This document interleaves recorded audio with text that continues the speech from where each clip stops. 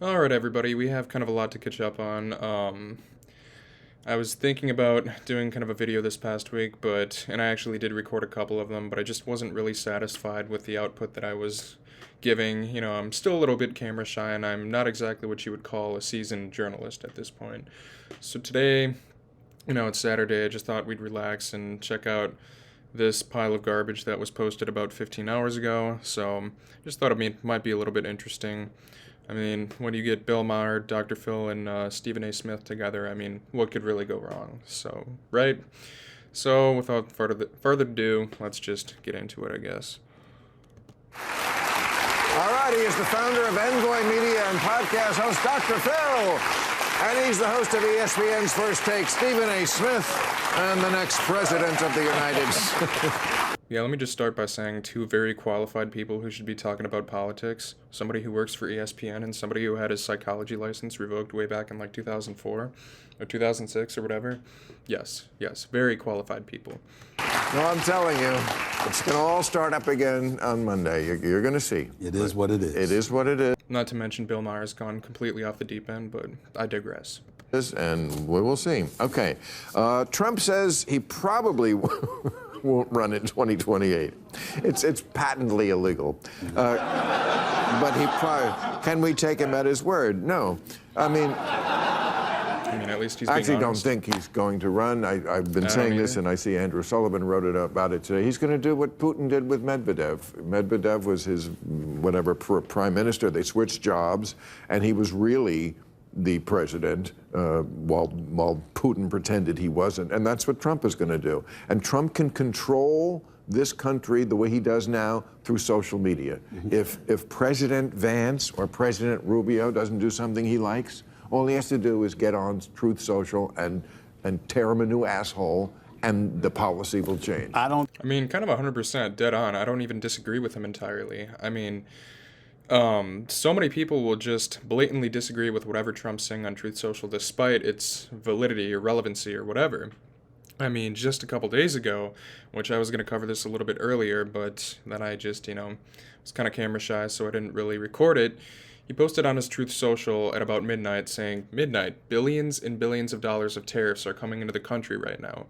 Now, anybody with half a brain can tell you that's not how it works, right? Tariffs are basically an income tax on the consumer. So whatever tariffs he's putting on, in this case, he's putting a bunch of tariffs on the country India right now. We are going to be paying that extra tariff price for whatever products are going to be shipped in from India. We aren't getting billions and billions of dollars from the actual country. We are maybe going to eventually be paying billions and billions of dollars in practically a consumer tax. So, but yeah, whatever. Let's see what they say now. I don't think it's, listen, he can do that. He can choose to do it that way. But the fact is, his popularity is so exponentially higher than everybody else within the Republican Party that the level of control, like you said, he can sit up there and step away, but he wants to maintain control. I don't even know necessarily about his popularity rating. I haven't taken a look at recent polls. I know still roughly about 49% still support what he's doing, which is, I don't know, probably, really beyond my comprehension. I don't get it whatsoever. But I don't know. To say that, it's exponentially high, I wouldn't entirely say that.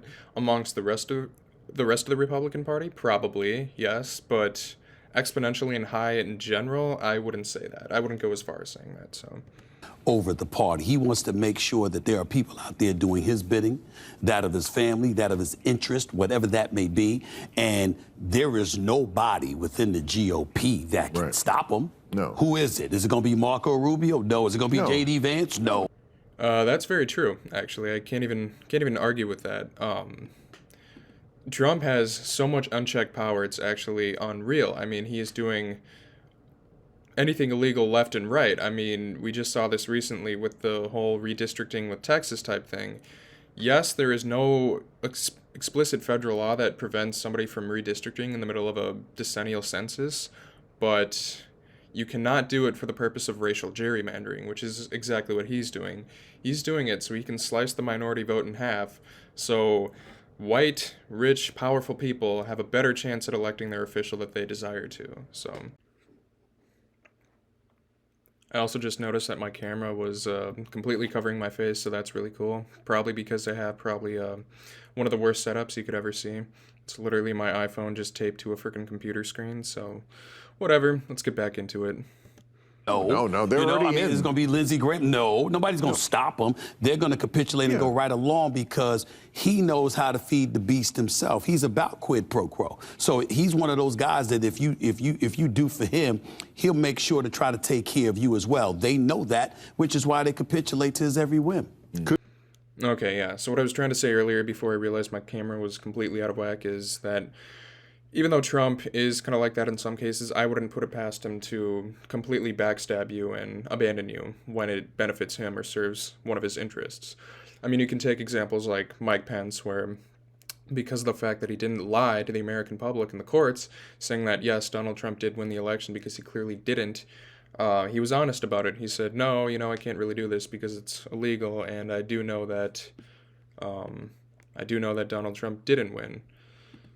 Okay, holy crap, dude. I can see my camera slipping again. Sorry, one sec, let's fix this. Okay, take 3 of the Battle of the Cameras, so let's get back into it, I guess. Could be a family member.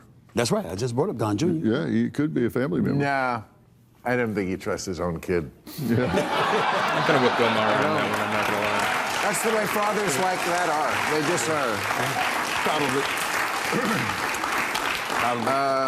Dr. Phil, what do you think of more people turning to AI for therapy instead of seeking out licensed professionals? Oh boy, I don't even know what's gonna happen, so if you don't want to hear this, I'm just gonna give you the word of warning, I guess, because nothing that comes out of Dr. Phil's mouth is really substantive. So you might wanna plug your ears here. Look, I think it's really dangerous, but I think, look, less than half of the counties in the United States even have a psychiatric nurse or some kind of... Aren't we talking about mental health here? I mean, I guess a psychiatric nurse does have to do with medications, I guess, but I don't know why we're talking about nurses. We're mainly talking about depression and anxiety and other mental health conditions that have nothing to do with nurses, but all right, whatever. Resource. And, for some elementary sort of things, and giving people fundamental advice for anxiety or depression, it can probably do some good. There could probably be some value in it, but it is really a dangerous thing. And I've argued with it. You were saying it always tells you what you want to hear, but I asked a question the other day. I said, tell me what you know about trigger warnings, which are complete bullshit. And it gave me all of this left-leaning stuff about trigger warnings, about how they help with this and help with that. And I said, well, I argued with it. So I don't know if it's entirely fair for him to say that trigger warnings just don't exist. I mean, as somebody who lives in a position of power and privilege, I mean, his entire life, a white heterosexual male who's made it big time in TV and media, I think it's kind of ridiculous. And I don't know his history or anything like that, so I can't make the definitive statement and say that Dr. Phil doesn't know what it's like, but it is kind of ignorant for somebody like him to say that trigger warnings are complete bullshit, because as somebody like him, he doesn't know. As somebody like me, we don't know how it feels to be somebody of color, to be somebody of a minority status, right? To be part of the trans community, part of the gay community, part of the black gay community, part of any of those communities. So to say that, trigger warnings are just ridiculous and bullshit, I think that's kind of bullshit. I think that comes from a lot of ignorance. So, but whatever. Let's just see what he says. Let's see where he goes with this. So wait a minute. How can you completely leave out all of the empirical data that says they don't work, they create anxiety themselves, that you should instead do things like systematic desensitization, emergency? All right, so he says a lot of the empirical evidence, like what? Like Newsmax? Fox News? InfoWars? Like, where are you getting this from, I guess? Back it up. Back it up with some kind of credible website, please. I want to hear it, Dr. Phil. Therapy, things of that nature. And it came back and said, oh, you're right, I'm sorry. Here's that research, here's that data. And it gave me all of that. So it will give you biased answers. It will give you what it kind of like you're doing right now. Thinks you want to hear. And there have been lawyers that relied on it to brief a case, and it totally made up cases, and they got fined by the court and referred for malpractice to the bar because they relied on AI, and it totally fabricated stuff. So we can't completely rely on this at this point.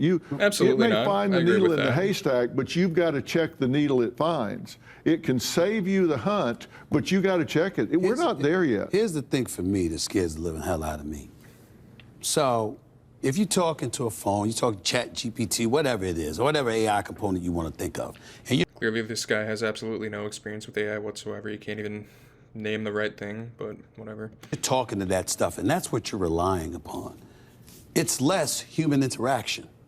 As a human being, it sort of isolates you, it serves to isolate you a little bit more. You know what? I don't entirely disagree with what he's saying right here. A lot of people do rely on AI. A lot of people talk to it like it's their actual person or companion or whatever. And, I do think that's kind of an unhealthy thing. I think it can be a tool in some cases. I think you can look for information to some degree, but, not to write your papers, not to talk to it like it's your significant other, not to talk to it like it's your therapist. But why are people going to AI instead of actual real human beings to get help, Why? Why would that happen? Well, for me, I feel like I can't help but believe it's the very same people who are talking in this room, right? People like Bill Maher, people like Dr. Phil, people like Stephen A. Smith, who are mildly conservative, who, Dr. Phil says, oh, trigger warnings are bullshit, like, oh, this whole racial, like, pulling the race card, stuff like that. People like Dr. Phil, Bill Maher, and Stephen A. Smith perpetuate this sense of superiority and dominance over minoritized groups. And for that very reason, people aren't going to feel comfortable talking to people. If they feel like the majority of the figures in the media and just people around them are these narcissistic assholes, like these very people on this TV screen, they're not going to be inclined to go out and seek help and go to a therapist or go to a psychiatrist. They're not going to do any of that because they feel like AI is something they can trust, because to some degree Stephen is right. It tells you what you want to hear. It gives you validating information, right? That is the exact opposite of what people like Bill Maher and Dr. Phil foster on their very platforms they've been given. So I understand why people might gravitate towards AI versus somebody like Dr. Phil or Bill Maher. So, whatever. More. And those are usually the crazy ass people that we end up seeing in this world. People that were home alone, detached from society and its norms, et cetera, creating their own kind of normal, and it's usually working to the detriment of our society. That kind of stuff just scares me. It's fucked up. The whole thing is fucked up. Yeah. You're both being too... It very is. It very much is, Bill. And I just don't understand why somebody would want to gravitate towards that, really. I mean, when you have a nice guy like you who says, we've gone too woke, the left is nuts and, totally gone off the deep end, I don't know why they would go to AI instead of you. Because, really, Bill, you are our savior. You're the next Jesus, really. Gentle on it. I read today, Google's AI has a depression problem. Yeah, I'm not kidding. You know what? I wouldn't even be surprised, given the fact that people like you three exist. I mean, hey, if Google even has a remotely, or if Google has even a remote consciousness, then yeah, I mean, I wouldn't be surprised. I didn't read that. It says I'm a failure. Wow. It gets down on itself. Also, people, this is really bad. People turn to AI now, to the chatbot, for an opinion. Somebody the other day asked it, what's Bill Maher's best stand-up special? It picked wrong. He said opinion. I mean, he didn't say fact. I mean, he can have a different opinion than the AI. So I don't know what the mix-up is here. I don't know what's so crazy about this. Yes, AI chose the one that it thought was the best of you, and you have a different opinion than AI. We're talking about opinions, not facts here, right, Bill? Don't go to it for an opinion. And I know why it did. Because? It picked us because it's programmed by left-wingers. That's the here truth. we go. Most of it is. Here we go. It picked Let's one go from conspiracy. 2005. This is before the left had gone off the deep end. This is George Bush was president. It is very sad that we've gone completely off the deep end. I mean, recognizing more things like gay marriage, equality and equity. Well, the fact that equality doesn't exist without equity, Black Lives Matter, all of those movements, I mean, it's just totally unrealistic, right? I mean, come on. White lives matter too, right? All lives matter. I mean, let's not focus on the fact that, the criminal justice system arrests an extremely disproportionate amount of black people versus other people. Let's not focus on that. I mean, the left, they've just totally gone off the deep end. President Obama was about to run. There was nothing very much to make fun of on the left. They hadn't gone crazy yet. Woke hadn't happened yet. All that excess stuff, all the Gen Z crazy stuff, none of that. So most of my criticism was against the Republicans. Most of it still is, by the way. They wouldn't portray you that way, which is ridiculous. Okay. I don't know. For me, it is kind of ridiculous to hear Bill Maher talk about woke in the left and how woke is this, crazy left-wing conspiracy, awful, completely nutso, ideology. I mean, I don't understand how.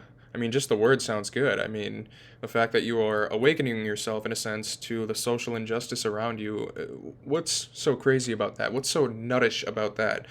I mean, really the fact that we haven't paid attention to some of these awful social issues for the longest time is nutty to me. I mean, it's outrageous, so I don't know. I mean, if anybody's gone off the deep end, it's got to be Bill Maher. But also, it was 2005. We were 10 years away from gay marriage. The end of that special was all about championing that we need gay marriage. The chatbot was like, oh, this is the great stuff. It's not my best special. That would be the... Yeah, I mean, talking about gay marriage, I mean, that's not good, really, so... last one, and the one before that, and the one before that. They get better every time. It wasn't 2005. So it's very dangerous, I think, to ever think that this thing has an opinion that you should go by. I also think it's dangerous to the left because of what you just said. Yeah. Because it's created by them, and it's the kind of thing people like yourself and others may notice. And as a result, we see the level of manipulation that is kicked in, and it gets us very alarmed because you can't point to the right and say they're doing this, they're engaging in manipulation and what have you. When you're Yes, you absolutely can. Let's start with the fact that so many people. Well, actually, you know what? Hold up. Can I just take the time to express how much I love this image of Dr. Phil right here? That is the look of a sane man, just so you know. That is the look of somebody who has a well-rounded head on his shoulders. So, anyway, though. But you absolutely can. I don't know what Steven's talking about right here. Let's start talking about the fact that still so many Trump supporters and right-wing nutheads still believe that Donald Trump won the 2020 election. This has been disproved by over 60 courts. And the 60 courts that Trump appointed the judges to all rejected the evidence, saying there wasn't enough, saying there wasn't any substantive evidence that showed that he lost or that he won the election and Joe Biden lost. So, talk about manipulation. Donald Trump keeps on fostering these lies over and over again, saying he was the one who won the election. We are the ones who are the manipulative ones, rigging the election. So I don't even want to hear it from these guys. Also, have in mind, these are three people who really shouldn't even be talking about politics in the first place. Bill Maher's a nuthead, Dr. Phil is a psychologist with no psychology license, and Stephen A. Smith works for ESPN, so whatever.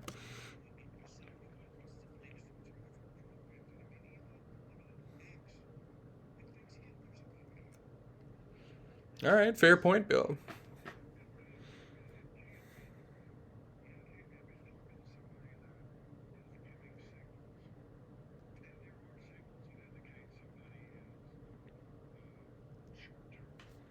I just want to point out real quick that it says founder of Envoy Media, not Merit Street Media, which just went bankrupt a couple weeks ago.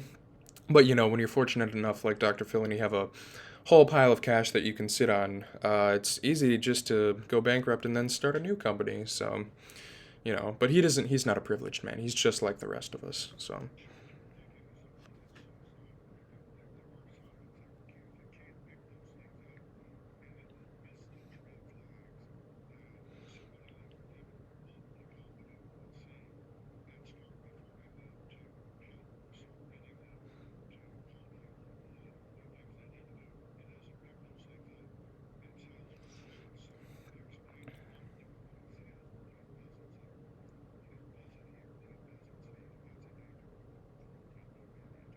Oh yeah, very very pro-human actually. That's why we continue to support Israel and send tons and tons and gobs of money over to them so they can shoot innocent Palestinian children. So yes, absolutely, we are pro-human.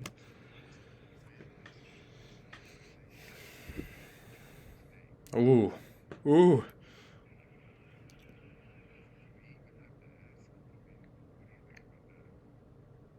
Oh boy. Oh boy.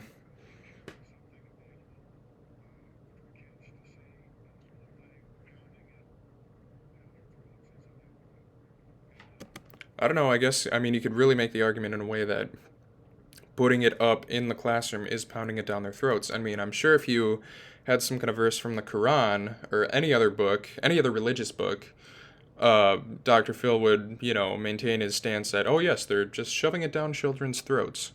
But because it's the Bible we're talking about, because it's Christianity we're talking about, he's going to claim that, well, it's one thing to just have it being displayed in the classroom, but it's one thing to shove it down their throats. And apparently putting it up on full display in front of a bunch of young, impressionable kids isn't, outrageous. That isn't shoving it down their throats whatsoever.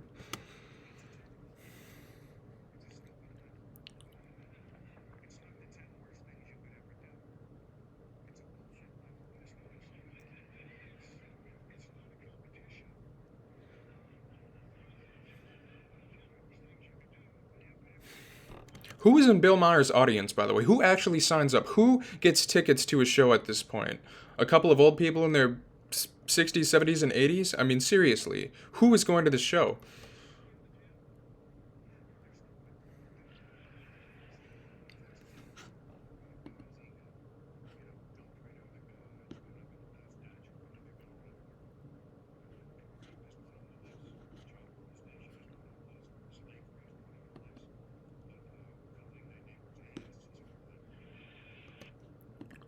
Okay, I'm just noticing that,